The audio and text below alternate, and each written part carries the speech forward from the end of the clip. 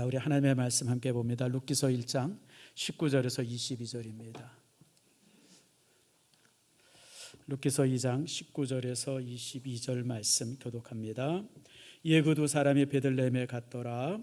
베들레헴에 이를 때에 온 성읍이 그들로 말미암아 떠들며 이르기를 이가 나옴이냐 하는지라.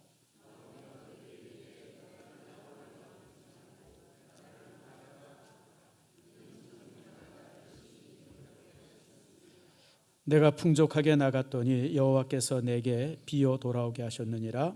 여호와께서 나를 징벌하셨고 전능자가 나를 괴롭게 하셨거늘 너희가 어찌 나를 나옴이라 부르느냐 하니라.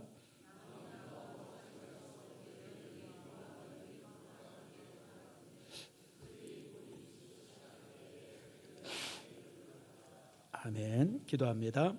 하나님 감사합니다. 오늘 이제 우리가 룻기서의 말씀을 이제 두 번째로 살핍니다.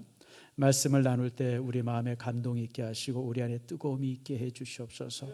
룻기서는 유대인들이 가장 사랑하는 성경입니다. 추수감사절날 그들이 온 백성들이 읽고 감사하며 예배하는 귀한 성경이온데 왜 룻기서가 우리에게 이렇게 소중한지를 우리도 이 시간 함께 나눕니다. 말씀을 통해서 깨달음이 있게 하시고 말씀을 통해서 우리의 삶이 또 새로워지게 하시고 말씀의 은혜로 우리가 또한 변화되게 해 주시옵소서. 권세 있는 말씀이 우리를 새롭게 하기를 원합니다. 능력의 말씀이 우리를 변화시키기를 원합니다. 이 시간 하나님의 크고 놀라우신 능력이 우리를 새롭게 해 주시옵소서. 감사드리며 예수님의 이름으로 기도드립니다. 아멘. 자, 우리 옆분들과 한번 인사하겠습니다. 축복합니다. 사랑합니다. 여러분, 주여 전에 오신 여러분들을 축복하고 사랑합니다. 제가 그제날 금요일인 것 같아요. 신문을 보니까 그 재미난 기사가 하나 실렸더라고요. 내용이 뭐냐면 필리핀에서 이제 가사 도우미를 이제 이렇게 데려들어오겠다. 근데 뭐 최저임금 이런 걸 저런 걸 따지면 가사 도우미, 그러니까 이제 그 영어 할 줄 아는 가사 도우미죠. 와서 이제 아이들도 돌보고 영어도 가르치고 뭐 이제 이런 조금 나름대로 이제 고급스러운 가사 도우미인데 이제 200만 원 조금 더 든다. 그래서 이제 만약 시작하면 애 난 집에서 이 가사 도우미를 쓰려면 그 이제 하루에 8시간 일하는데 이제 그 이제 계산해 보니까 200만 원 든다. 최 장로님, 그 집에 손주 좀 생겼는데 애 낳으려는 거예요? 말려는 거예요? 우리 새롭게 애 낳은 지 우리 권사님, 애 낳으려는 거예요? 말려는 거예요? 아니, 애 하나 낳아서 가사 도우미 쓰는데 200만 원 드는데 여러분 낳을래요? 안 낳을래요? 낳으려면 낳겠어요. 낳으려면. 근데 여러분, 젊은 부부들이 무슨 수로 200만 원을 만들어서 가사 도우미를 쓰겠어요? 생각을 해보세요, 여러분들. 근데 그게 8시간 쓰는데 200만 원인데 만약에 24시간 쓴다 그러면 얼마를 줘야 돼요? 도대체 나는 이렇게 그 기사를 이렇게 읽어보면서 참 우리나라 공무원들 머리에 똥만 찼나. 아니, 애 낳으라고 세운 정책이 애를 낳으면 절대 안 된다고 하는 그런 정책이더라고요. 여러분, 200만 원만 들겠어요? 무슨 이런 거 저런 거 하게 되면 가사 도우미 쓰는 비용이 거의 300 가까이 될 겁니다. 그러지 않겠어요? 그래서 참 내가 그래서 그 기사를 이렇게 읽어보면서 참 우리나라가 참 이 저출산, 이제 아이를 안 낳는 이 문제가 심각한데 그것을 정부가 돕기보다는 애 더 낳지 말라고 지금 정부가 뭔가 이 작당을 하는 거 아닌가, 그런 생각까지 해보게 되어졌습니다. 자, 여러분, 지금 우리나라가 저출산이 심각한 문제죠. 애를 안 낳습니다. 여러 가지 이유가 있죠. 물론 이제 나라가 선진국이 되어지는 과정 속에서 자녀를 잘 안 낳는 게 모든 이 지구촌의 어떤 현상입니다. 그러니까 이 GDP라고 그러죠. 국민의 어떤 그 이제 생산 어떤 그 이제 그 개인 생산이 10,000불이 넘어가면서부터 산하 제한을 하기 시작합니다. 10,000불이 안 되는 후진국일 때 무슨 뭐 몇천 불 되고 그럴 때는 애들 그냥 마음대로 낳습니다. 따라합시다. 살 놈은 살고 죽을 놈은 죽고. 이게 이제 이 후진국에서 갖고 있는 이 아이들 정책이죠. 그러니까 사실 뭐 6 낳고 7 낳더라도 나중에 성인으로 크는 애들은 3-4명밖에 안 됩니다. 그러니까 이제 아이 때는 숫자가 많죠. 근데 이제 이게 소득이 좀 많아지면서 10,000불 정도가 되어지면 무엇을 고민하기 시작하지만 가정마다 아이들 교육을 고민하기 시작합니다. 여러분, 그러면서 이제 애를 이렇게 교육시키는 비용이 워낙 많이 들기 시작하니까 산하 제한을 하기 시작하죠. 그래서 사실은 이제 그 중진국이 되어지면서 이제 그 산하 제한을 많이 합니다. 근데 우리나라는 이게 이 도를 넘죠. 지금 뭐 유럽 같은 데도 거의 한 1.5명 정도 되어지는데 우리나라는 그 절반도 안 되어질 정도로 이제 심각한 그 인구 절벽에 지금 이제 이르고 말았습니다. 이 문제 때문에 이제 나라들마다 이제 이렇게 특별히 우리나라가 고민을 많이 하죠. 근데 여기에는 이제 몇 가지 사회적 이유가 좀 더 있습니다. 우리나라가 특별히 이제 저출산하는데 이제 원인들을 살펴보면 첫 번째가 사회적 원인이 있어요. 과거에는 자식을 낳으면 자식이 일종의 보험입니다. 자식을 낳아서 잘 키워야 나의 노후가 보장이 되는 거예요. 그렇잖아요, 여러분들. 그러니까 많이 낳고 나름대로 열심히 교육을 시켰어요. 근데 지금은요, 노후가 되어지면 누가 내 노후를 보장해 줍니까? 이제 자식에게 용돈 안 받아도 돼요. 생활비 안 받아도 돼요. 누구한테 받으면 돼요?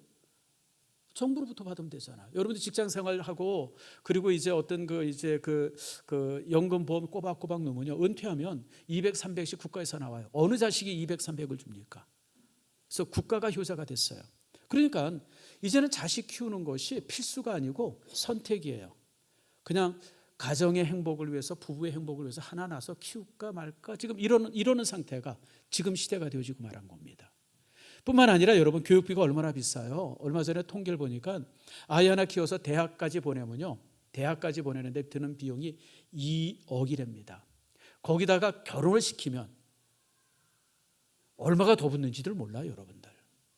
그러니까 아이 하나 낳을 때마다 그렇게 비용이 많이 되고, 특별히 뭐 이제 그런 어떤 교육 비용도 있지만 어떤 그 이제 경력의 단절도 있잖아요. 직장 생활하면서 애를 낳으면 여러분들 이제 이렇게 직장을 간둔다든지 뭐 이렇게 되어지니까 경력도 단절이 되어지고 뭐 이러면서 이제 더더욱 이제 아이 못 낳는 걸, 더더욱 또 이제 국가에서 또 정책을 세우는데 애 하나 낳을 때마다 가사 도우미 쓰는데 200만 원씩 든다, 이런 정책들 내놓으니까 더더욱 이제 아이고, 애 낳으면 큰일 나는구나, 폐가 망신하는구나, 쫄딱 망하는구나, 망할 뿐 아니라 거지 되는구나, 이제 이렇게 되어지는 거예요.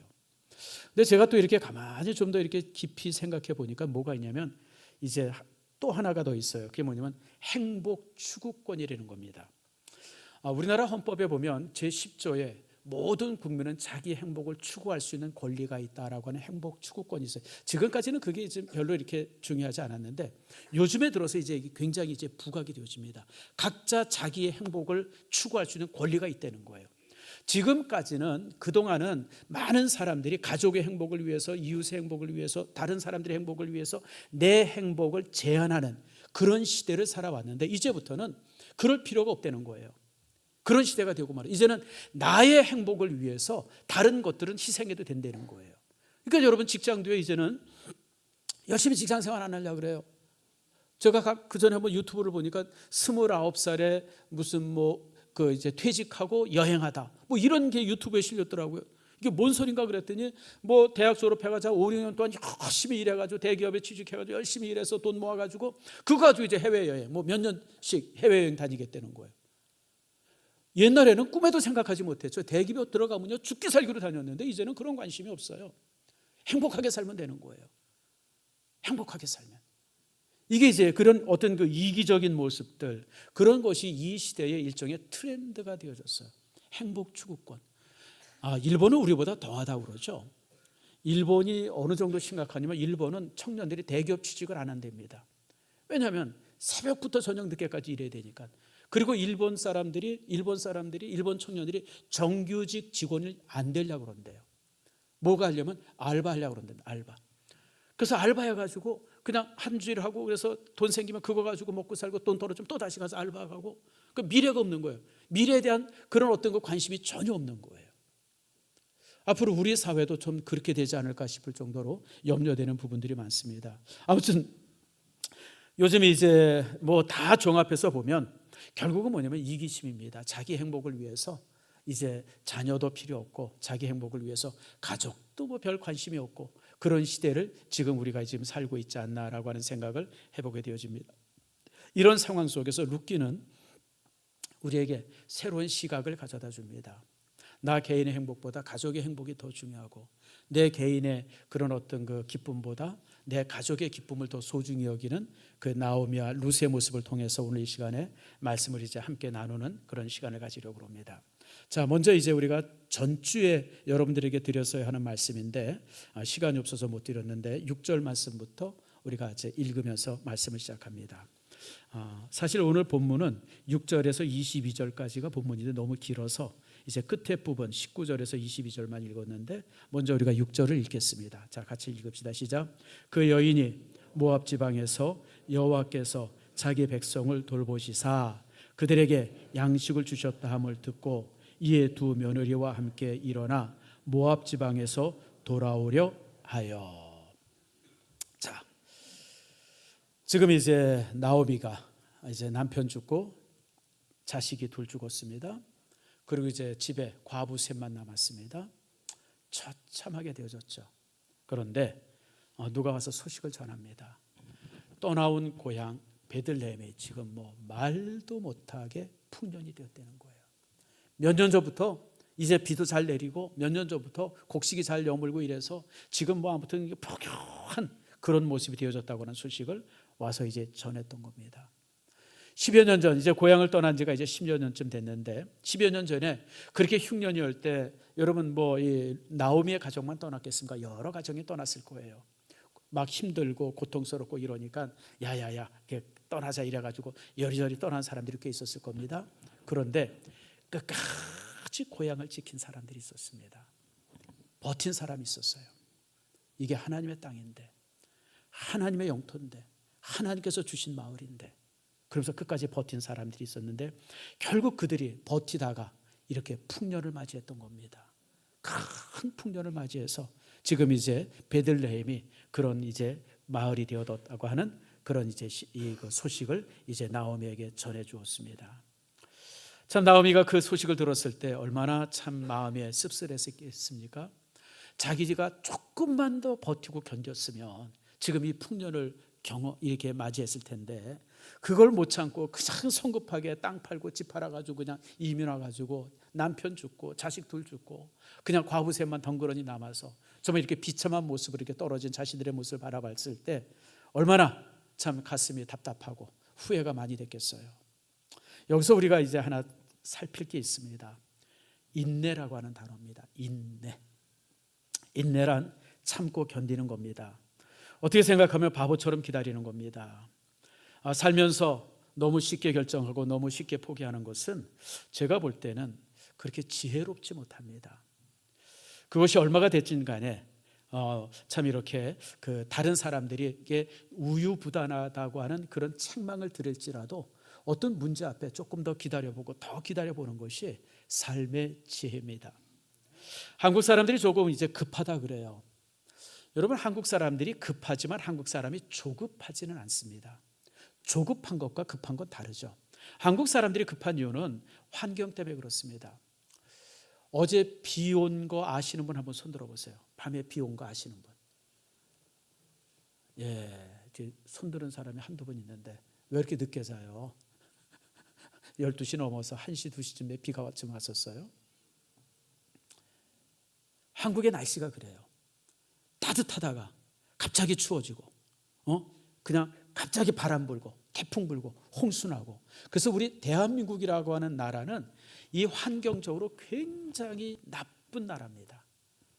그러니까 겨울에 추울 때는 영하 30도까지 내려가고 25도, 30도까지 내려가고 여름에 더울 때는 거의 40도 가까이 올라가잖아요. 그러니까 이 그 온도 차이가 60도 가까이 나는 땅이 세상에 없어요, 여러분들. 대한민국밖에 없어요. 그것도 1년에 그냥 뭐 빙빙 돌아가면서 지금 이제 3월 중순인데요. 지금 이제 춘3월인데 지금 막 그냥 뭐 벚꽃 펴야 되고 또 지금 뭐 저기 그 뭐 그래야 되는데 아직 조금 추워가지고 좀 안 피지 않습니까? 날씨가 가늠할 수가 없어요. 근데 이런 날씨에서 농사를 져야 되니까 때를 맞춘다고 하는 것이 굉장히 중요해요. 곡식 뿌릴 때, 거둘 때, 김매야 할 때, 가서 논에 물 줄 때, 물고랑 메울 때 이게 여러분들 조금만 늦어지면 1년 농사를 다 버립니다. 그런 한국 사람들이 급할 수밖에 없는 게 뭔가 좀 상황이 바뀌어지고 환경이 바뀌어지면 빨리 가서 대처를 해야 되는 거예요. 그러다 보니까 한국 사람들이 미루지를 못합니다. 빨리빨리 해야 되는 거. 그게 이제 한국 사람의 어떤 거 태생이 되어졌죠. 그거는 내가 볼 때 나쁜 게 아니에요. 그런데 그런 어떤 급하게 그리고 어떤 일을 미루지 않고 하고 이런 것들은 굉장히 한국 사람들에게 좋은 덕목인데 조금 더 나가면 조급해집니다. 조급한 거는 병입니다. 조금 기다려도 되는데 좀 더 기다려보면 되는데 그러지 못하는 그런 모습이 참 많이 있죠. 사실 여러분 저도 이렇게 보면 이제 그 조급한 게 좀 있었어요. 그 조급한 게 있다 보니까 실수를 많이 해요.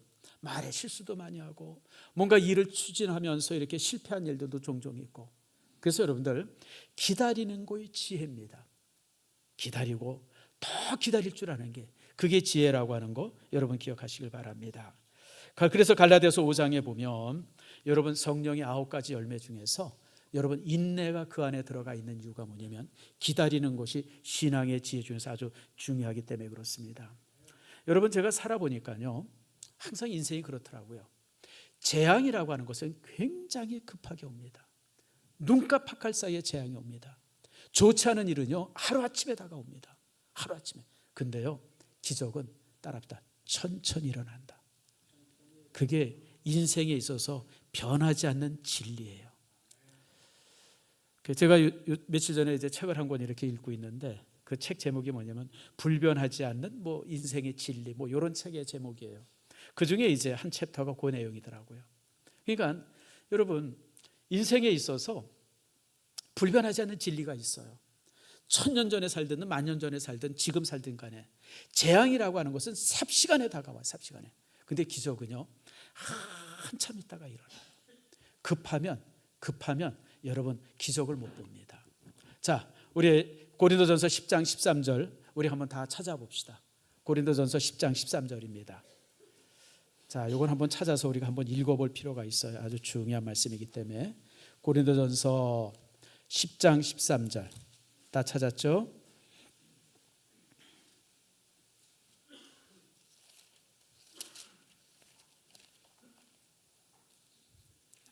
자, 펜을 가지고 있는 분들은 여기에 밑줄을 딱 치고 읽으세요. 같이 한번 읽겠습니다. 시작. 사람이 감당할 시험 밖에는 너희가 당한 것이 없나니 오직 하나님은 미쁘사 너희가 감당하지 못할 시험 당함을 허락하지 아니하시고 시험 당할 즈음에 또한 피할 길을 내사 너희로 능히 감당하게 하시느니라.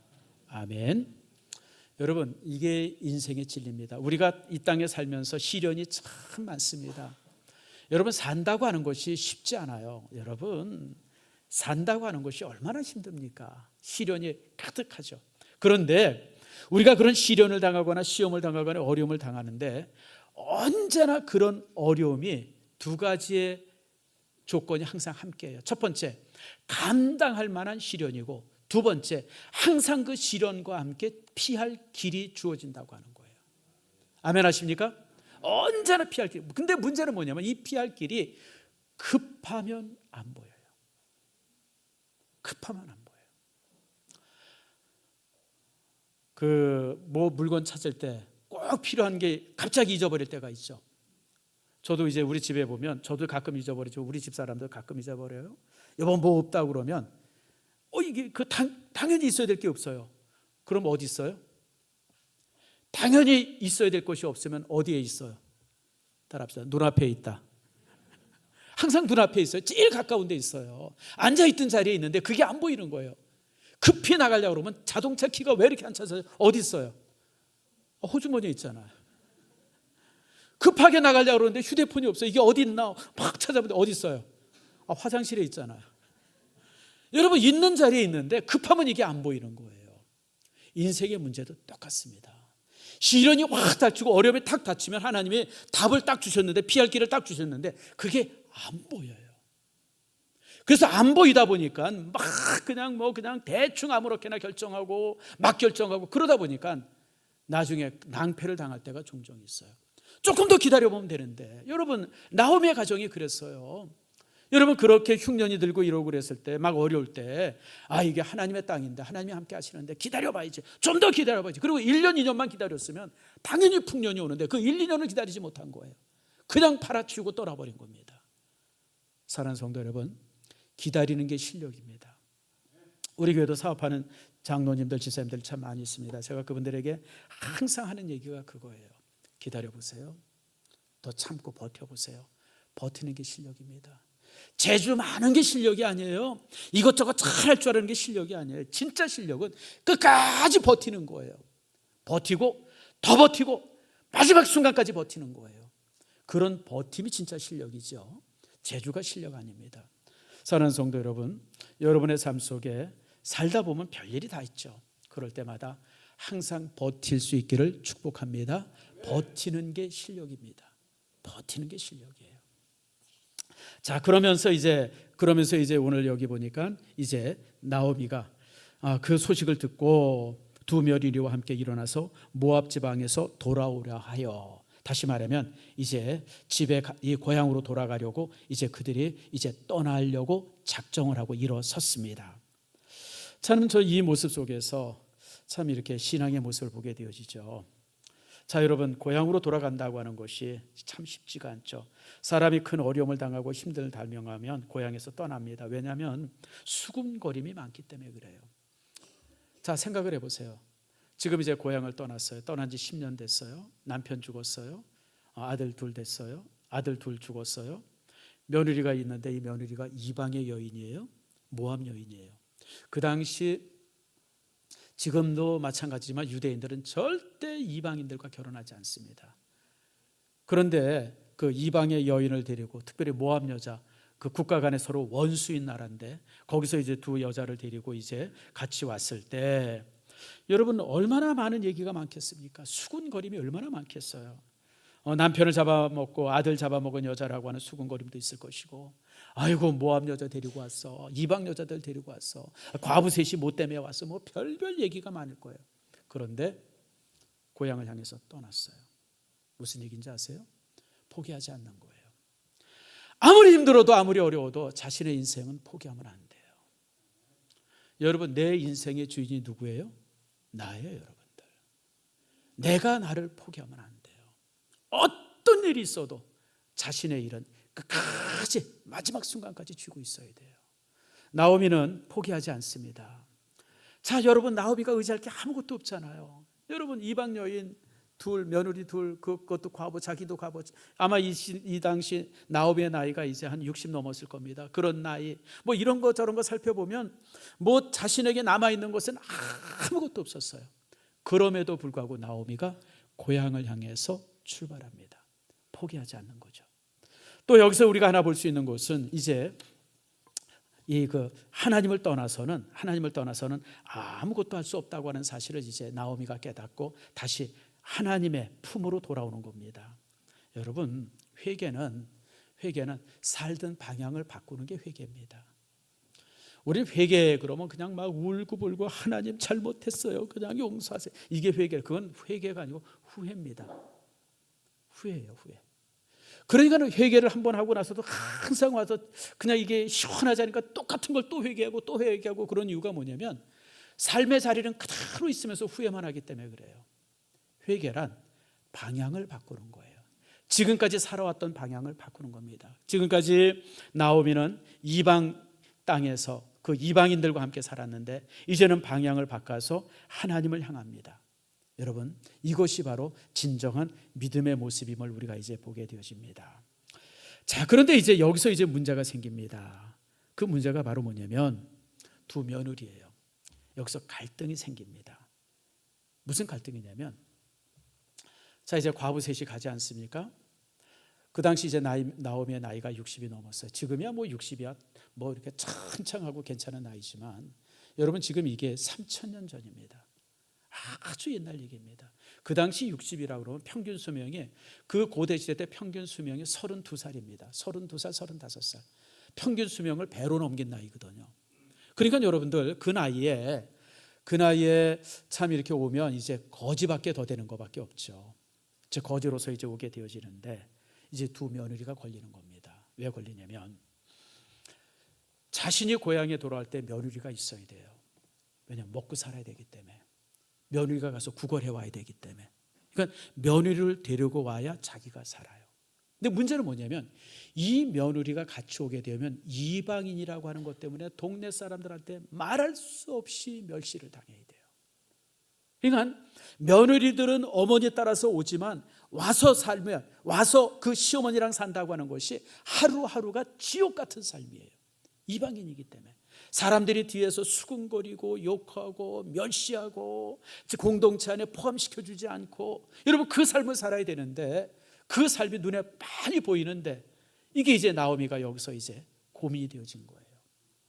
데리고 가면 나는 편한데 며느리가 참 비참해지고, 안 데리고 가면 며느리들은 제가 해서 잘 살겠지만 자신의 인생은 비참해집니다. 특별히 여러분, 이 모압에서 베들레헴까지 오는 거리가요 굉장히 험합니다. 직선 거리는 한 200km, 300km, 200km 같이 안 되는 거리인데 거기에 골짜기가 있어요. 아르논 골짜기라 그래가지고 높이가 한 1km가 넘는, 1000m가 넘는 그런 깊은 골짜기를 넘어야 그 사막을 넘어서 그 골짜기를 넘어서 와야 되거든요. 그러니까 가다가 혼자 가게 되면 가는 길목에 죽을 수도 있고, 또 도착해서도 굶어 죽을 수도 있는 그런 상황이에요.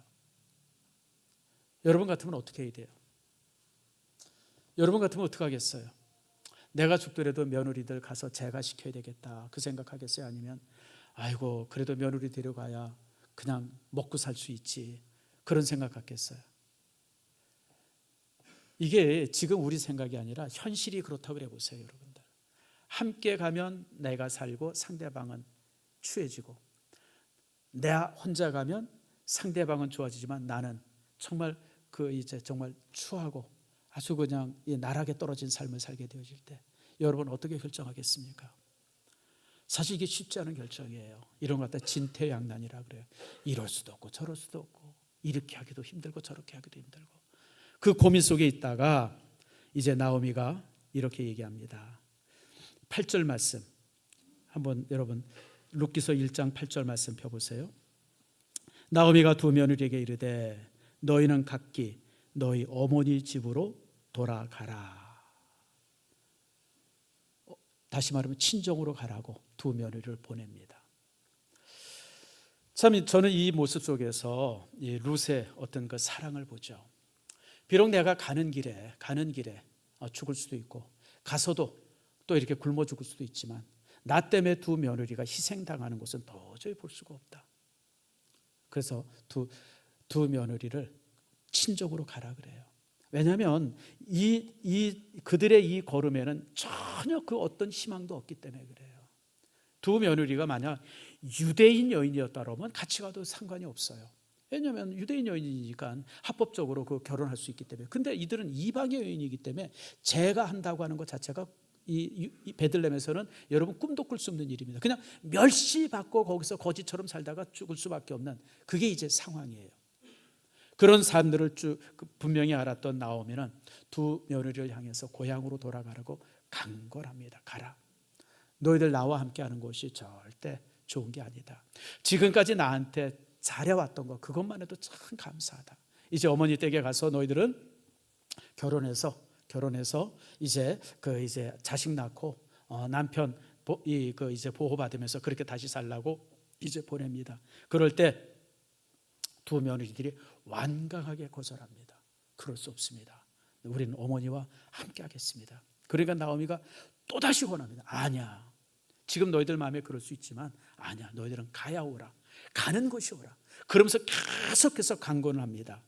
계속해서 강권을 하게 되어지니까 여러분 14절 말씀에 이렇게 결론이 나죠.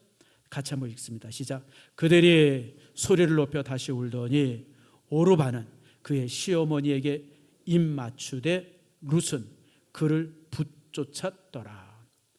그렇게 해서 계속해서 이제 며느리와 시어머니가 막 갈등을 하다가 결국 이제 이 시어머니가 강하게 강권하니까 할 수 없이 오르바는 그냥 시어머니에게 입을 맞춥니다. 이 입 맞추는 게 어떤 입 맞춤이에요?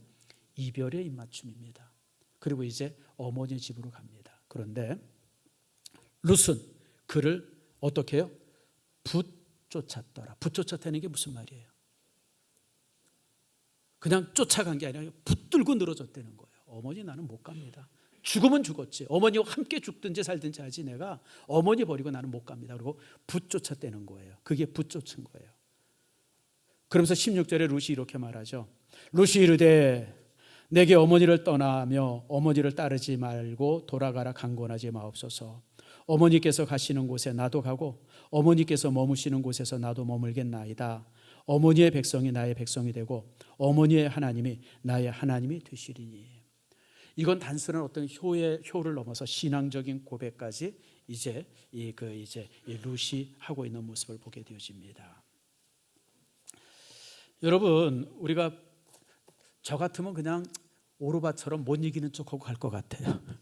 가봤자 고생이 뻔한데, 그냥 그 눈에 보이잖아요. 고생할 거 뻔한데, 멸시당할 거 뻔한데, 사람들한테 온갖 손가락질 당하며 수모당할 것을 뻔히 아는데 그것을 왜 찾아가요? 어머니가 이렇게 강하게 권하면 그저 오르바처럼 못 이기는 척하고 가야 되는데, 그런데 룻은 그러지 않아요. 특별히 여기 보니까 룻이 모압의 여인이었지만 이 가정에 와서 결혼해서 하나님을 믿는 신앙인으로 그가 변화되어졌음을 봅니다. 어머니와 가는 곳에 함께 가고 어머님이 섬기는 하나님 나도 섬기겠습니다. 그러면서 이제 고백을 하죠. 자, 여러분, 무조건 말 잘 듣는 것이 좋은 것 아닙니다. 여러분, 어른이 얘기했다. 예, 알았습니다. 예, 알았습니다. 이거 좋은 거 아니에요. 다시 말하면 여러분, 끝까지, 그리고 들을 건 듣지만 듣지 말아야 될 것은 안 듣는 것도 효도입니다.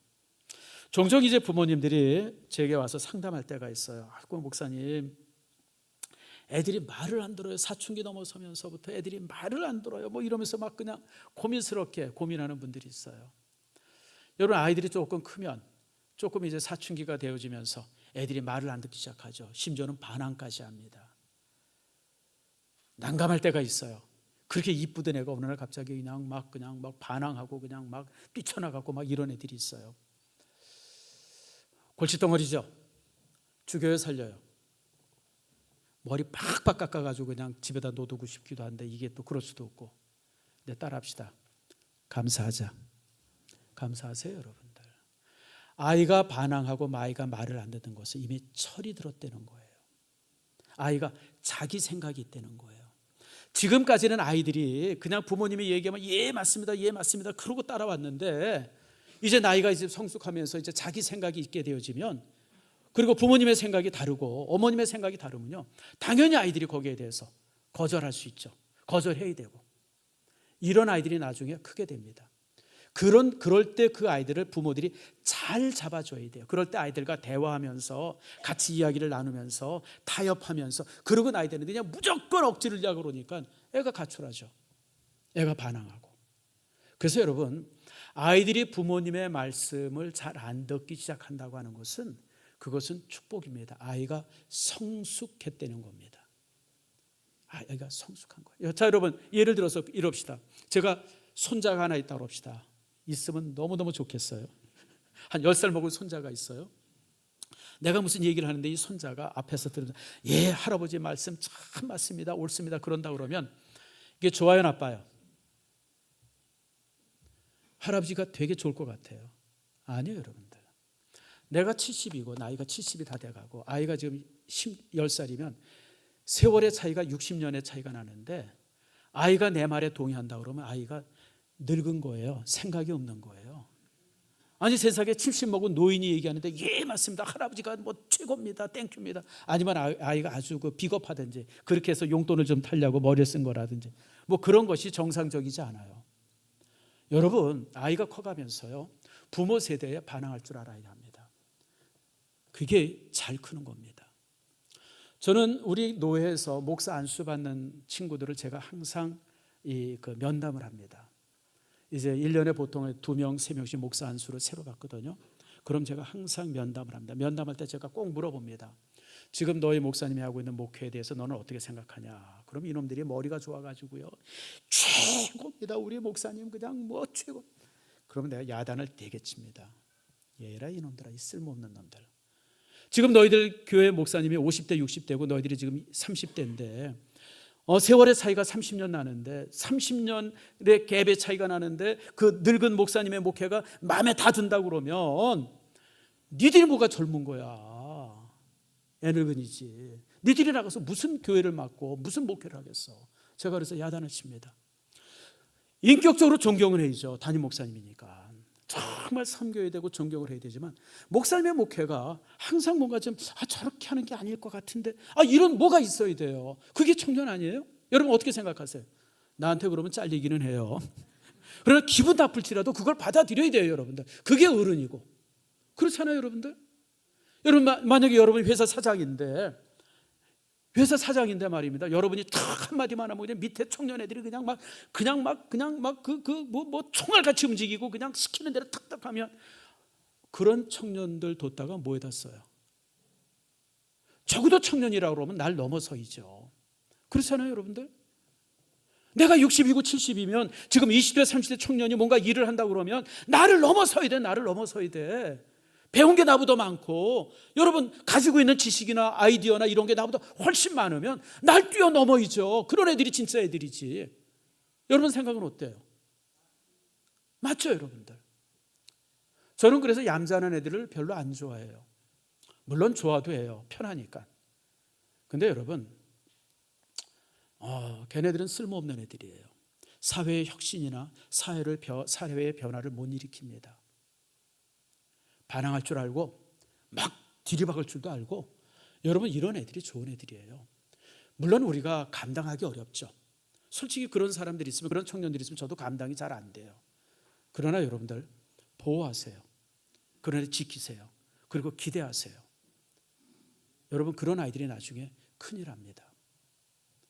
큰일 하죠. 저는 룻의 이 모습이 불효라고 생각하지 않아요. 여러분 불효 아니잖아요. 어머니가 아무리 강권해도 자기 판단이 분명한 거예요. 나는 어머니가 무슨 얘기를 해도 어머니와 함께 할 것이고 어머니가 사는 곳에 내서 살 거고 어머니가 죽는 곳에 내가 죽을 겁니다. 어머니가 믿는 하나님 나는 똑같이 믿을 겁니다. 거절하죠. 반항하는 거예요. 근데 그게 옳은 거예요. 그걸 받아들일 수 있고 또 그렇게 할 수 있는 룻과 나오미였다고 하는 겁니다. 저는 여기서 또 그 가족의 의미를 다시 한번 또 보게 되어집니다. 가족이 뭡니까? 가족이라고 하는 것은 멍에를 함께 매는 관계가 가족입니다. 지금 시어머니의 삶에 멍에가 있어요. 큰 멍에가 있어요. 왜냐하면 홀로 됐어요. 과부예요. 나이가 많아요. 그리고 지금 고향에 돌아가겠다고 지금 이게 가긴 가는데 제대로 갈 수 있을지도 모르겠고 가서 제대로 살 수 있을지도 몰라요. 정말 짐 중에 짐이에요. 혹 중에 혹이에요. 그런데 룻은 그 짐을 자기가 대신 짓기로 결정을 해요. 함께 짓겠습니다. 내가 어머니의 멍에를 함께 매겠습니다. 이게 가족이에요. 여러분 우리가 피를 나눈 게 가족이라고 그러면 저는 그렇게 생각하지 않습니다. 피를 나눈 게 가족 아닙니다. 피를 나눴어도요 서로 짐을 안 지려고 하는 가족이 있으면 가족이 아니고 왼수입니다. 네가 잘못했으니까 네가 알아서 해. 여러분 종종 우리 자녀들한테 그렇게 얘기하죠. 그게 아이의 자립심을 키워준다고 생각을 해요? 아니요, 여러분들. 아이 버리는 겁니다. 자녀가 뭔가 사고를 치고 힘든 일이 있으면 여러분 그 멍에를 함께 매는 게 부모지. 여러분 생각은 어때요? 네가 잘못했으니까 네가 알아서 해. 형사님 이놈 잘못했으니까 그냥 집어넣고 그냥 확 집에 오자 살리세요. 뭐 그런 부모들이 있더라고. 애가 뭐 어디가 도둑질하거나 뭐가 잘못하면요 가서 이제 형사 앞에 가서 이렇게 뭐 하고 그럴 때 형사님 이놈이 잘못했으니까 이놈 아주 되게 그냥 살리세요 뭐 이러고 그냥 그러면 아이들이 내가 잘못했으니까 내가 짐을 져야지라고 생각 안 합니다. 배신당했구나. 저 인간이 이제 내 아버지 아니구나. 여러분 그렇게 생각합니다. 여러분들 가족이 뭐예요? 힘들 때 함께하는 게 가족입니다. 저는 우리 일산 신성교회 성도들이 가족이기를 항상 원해요. 왜 가족인 줄 아세요? 짐을 나눠지기 때문에 그래요. 어떤 성도가 아픔을 당했다, 힘듦을 당했다, 병이 들었다 그랬을 때 온 교회가 그를 위해서 기도해주고 함께해주고. 여러분 그걸 불편해하지 마세요. 여러분들 종종 성도들이 뭔가 아프다 이러다 그러다 누가 이렇게 아는 척하고 그러면 굉장히 불편해하는 사람이 있어요. 참 미련한 사람이에요. 그러지 마세요. 여러분들 문제가 있으면 교회에다 크게 광고해서 온 성도가 나를 위해서 기도하게 하세요. 그게 얼마나 큰 일이에요, 여러분들. 나 혼자 기도하는 것보다 우리 일산신속에 속한 600명, 700명의 성도들이 함께 기도해 주는 것과 어느 것이 응답이 빠르겠어요, 여러분들. 함께이죠. 그래서 가족이란 이렇게 함께 짐을 지는 거예요. 저는 룻이 정말 이 시대에 어떤 그리스도의 표상, 그리스도를 닮아가며 어떤 그 상징적인 모습이 되어져요. 자기가 짊어지지 않을 짐들입니다. 여러분, 시어머니의 짐이죠. 시어머니 혼자서 당연히 져야 될 짐인데 룻은 그 짐을 시어머니 혼자 짓게 하질 않죠. 자신이 함께 지으려고 내가 함께 하겠습니다. 함께 하겠습니다. 그러면서 이제 룻이 이 시어머니에게 함께하는 모습을 봅니다. 말씀을 맺습니다. 사랑하는 성도 여러분, 제가 여러분에게 오늘 특별히 세 가지 중요한 주제를 말씀드렸어요. 첫 번째 주제가 뭐냐면 기다리는 겁니다. 포기하지 않고 기다리는 겁니다. 1%의 가능성만 있어도 기다리세요. 1%. 우린 종종 보게 되면 한 50%, 60% 가능성이 있으면 해보지만 뭐 그보다 가능성이 낮으면 포기할 때가 아니에요, 여러분들. 내 인생의 주인이 납니다. 내가 망하면 내가 망하는 거예요, 여러분들. 내가 무너지면 내가 망하는 거예요, 여러분들. 누구 핑계를 대요, 여러분들? 나오미는 모든 것을 잃었지만 다시 고향으로 돌아가지 않습니까? 뭐예요? 포기하지 않는 거예요. 포기하지 않으면 언제나 답이 있어요. 답이 있습니다. 여러분, 다시 말씀드립니다. 여러분, 재앙이라고 하는 것은 삽시간에 다가오지만 기적은 천천히 일어납니다. 그게 인생의 불변의 진리입니다. 저도 지금까지 살아보니까 언제나 그랬어요. 나쁜 일은 그냥 삽시간에 다가와요. 여러분, 예배 마치고 가는 중에도 다가올 수도 있어요. 그냥 쾅 하고. 언제나 재앙은 삽시간에 다가옵니다. 그러나 기적은 천천히 일어납니다. 기적은 시간이 필요합니다. 그러면 여러분들 포기하지 말고 끝까지 버티세요. 버티는 게 진짜 실력입니다. 누가 뭐라 그래도 그냥 주변에서 그냥 수없지 많은 비난이 쏟아지고 주변의 사람들이 다 안 된다고 그러도 여러분 끝까지 버티세요, 여러분들. 버팀에 여러분 하나님의 능력이 드러납니다. 기적이 나타납니다. 버티세요. 두 번째, 여러분들 또 하나 여러분들에게 나눌 수 있는 말씀은 여러분 말 잘 듣는 게 좋은 거 아니에요. 여러분 말 잘 듣는 자녀 너무 그렇게 사랑하지 마세요. 말 잘 듣는 자녀들은요, 이 다음에 커서 회사에 들어가서 열심히 직장 생활 잘할 겁니다. 말을 잘 들으니까. 근데 어려서 반항하고 이러던 애들은요, 잘만 키워놓으면 따라합시다. 사장한다. 사장이에요, 여러분. 걔네들이 혁신의 아이콘이 됩니다. 뭔가 새로운 걸 바라보고 지금 있는 것에 대해서 뭔가 불편함을 바라보고 뭔가 이런 아이들이 혁신을 만들어냅니다.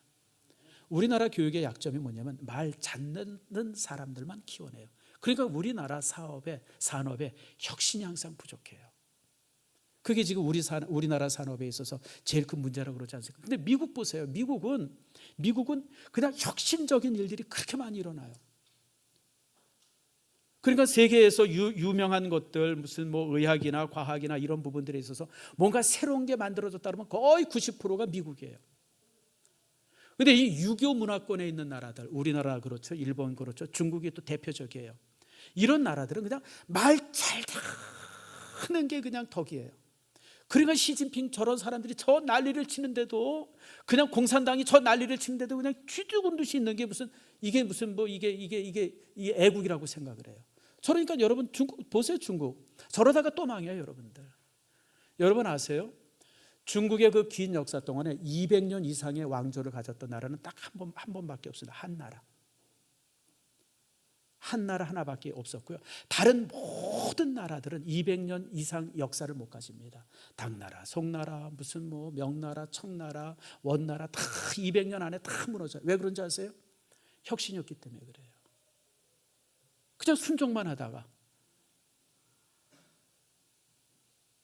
여러분, 그래서 자녀들 키울 때 바나나베라 이런 자녀들을 항상 여러분 그렇게 막 울퉁불퉁한 아이들을 이상하다 보지 말고 야, 이놈 큰 놈 되겠다 이런 생각해가지고 애를 잘 관리하세요. 그런 애들 잘못 관리하면 튀쳐나갑니다. 잘 관리하고 내 품 안에만 있게 하면요, 걔 아들이 이 다음에 큰일 합니다. 두고 보세요, 여러분들. 마지막으로 가족이 뭡니까? 가족은 짐을 함께 지는 사람이 가족입니다. 짐을 함께 나눠지지 않으면 가족 아닙니다. 그런데 우리 교회 안에서 직장 속에서 내 짐을 함께 지려고 하는 사람이 있다 그러면 가족입니다. 룻이 그래서 가족이 된 겁니다. 우리가 룻기서 여기까지만 봤습니다. 시간이 되어질 때 또 기회가 되어지면 나머지 부분을 여러분들에게 한 번 더 이제 설교하려고 좀 준비 중에 있는데, 여러분 오늘 말씀 잘 기억하시고 정말 하나님께서 우리의 삶을 어떻게 인도하시는가, 특별히 여러분 이제 결론적으로 22절을 한 번 더 읽겠습니다. 자, 22절 읽고 설교를 마칩니다. 같이 읽읍시다. 나오미가 모압 지방에서 그의 며느리 모압 여인 룻과 함께 왔는데 그들이 보리 추수 시작할 때에 베들레헴에 이르렀더라. 와서 보니까 보리 추수가 시작이 되어졌어요. 희미한 희망이 보여지는데 그 희망 속에서 그들의 삶이 다시 만들어져 갑니다. 하나님은 언제나 우리에게 희망을 주시는 분임을 다시 한번 기억하시길 바랍니다.